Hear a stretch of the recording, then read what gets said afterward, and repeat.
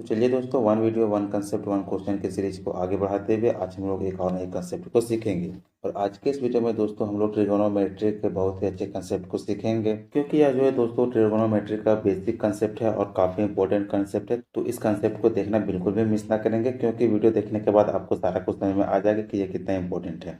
ठीक है, तो चलिए बिना देर किए हम लोग कंसेप्ट को समझना शुरू करते हैं, क्योंकि इसी में बात करते हैं तो देर हो जाएगा। तो इससे अच्छा होगा कि आप वीडियो को पूरा देखें, ताकि आपको सारी जानकारी वीडियो में ही मिल जाए। ठीक है, तो देखिए दोस्तों, सबसे पहले यहाँ पे देख पा रहे होंगे कि ये त्रिकोणोमेट्री कंसेप्ट है। ठीक है, तो इसी का हम लोग एक बहुत ही प्यारा सा कंसेप्ट सीखने जा रहे हैं।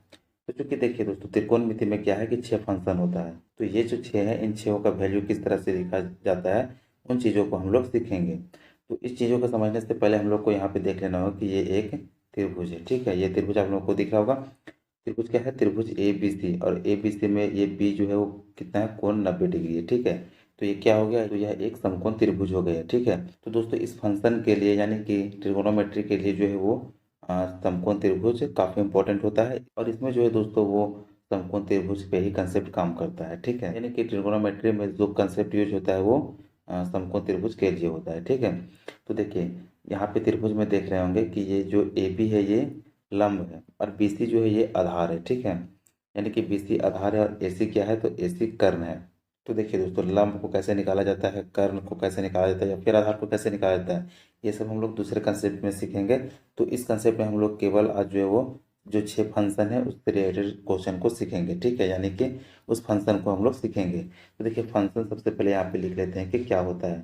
तो फर्स्ट में आ जाता है साइन। देखिए दोस्तों, इसमें क्या है ना कि आप लोगों को सीरियल से याद रखना होगा। यदि आप सीरियल से याद रखते हैं तो आपको बहुत ही ईजी लगेगा, और यदि आप सीरियल से नहीं याद रख सकते हैं तो ये कंसेप्ट आप गड़बड़ा सकते हैं। ठीक है, तो इसलिए आपको क्या होगा कि 3 कम से कम सीरियल में याद रखना है, बाकी सारे उसके अपोजिट होते हैं। ठीक है, तो 3 आप लोग को याद रखना है फर्स्ट का, उसके बाद फिर 3। तो ये तीनों जो है आपस में उल्टा बन जाते हैं। तो चलिए हम लोग यहाँ पे क्वेश्चन को सॉल्व करते करते देखेंगे, और उम्मीद है कि आप लोग भी सारा कुछ सीख जाएंगे। ठीक है, चलिए पहला क्या है? Sine theta. तो यहाँ पे हम लोग लिख देते हैं साइन थीटा। ठीक है, फिर दूसरा आ जाता है कॉस थीटा। तो इसी तरह से यहाँ से हम लोग लिख देते हैं कॉस थीटा। और तीसरा क्या है?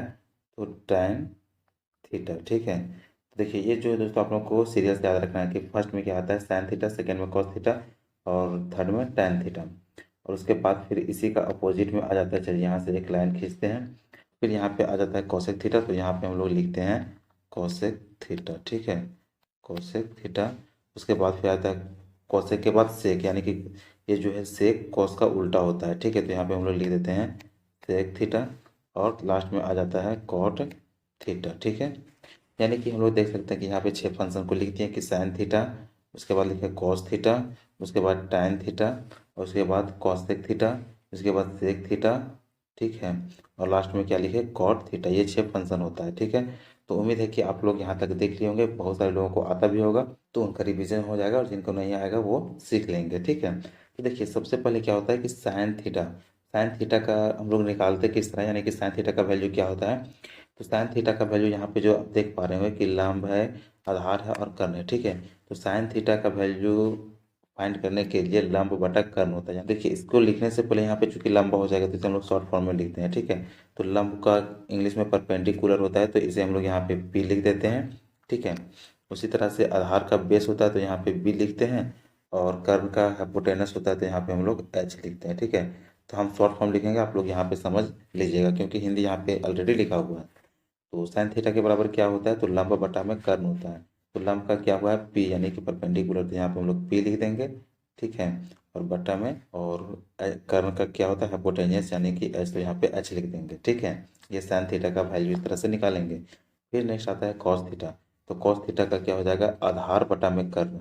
ठीक है, तो आधार को हम लोग इंग्लिश में क्या लिखते हैं? बेस, और बेस का यहाँ पे हम लोग शॉर्ट फॉर्म चूंकि लिखे हैं बी, तो यहाँ पे बी, और बटा में एच, इसका भी एच हो जाएगा। ठीक है, ये जो है दोस्तों कॉस का निकल गया। और tan थीटा का वैल्यू इसी तरह से निकाले तो क्या आ जाएगा?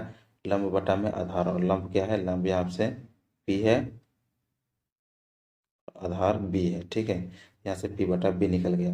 अब ये क्या निकल गया? साइन थीटा, कॉस थीटा और tan थीटा का वैल्यू चूंकि हम लोग निकाल चुके हैं। अब जस्ट जो है दोस्तों इसी का अपोजिट होता है कॉसेक थीटा, सेक थीटा और कॉट थीटा, यानी कि साइन थीटा का उल्टा होता है कॉसेक थीटा। तो साइन थीटा का वैल्यू क्या है? पी बटा एच, तो इसका वैल्यू क्या हो जाएगा? चलिए यहाँ से थोड़ा सा कलर चेंज कर लेते हैं ताकि आप लोग को आसान लगे।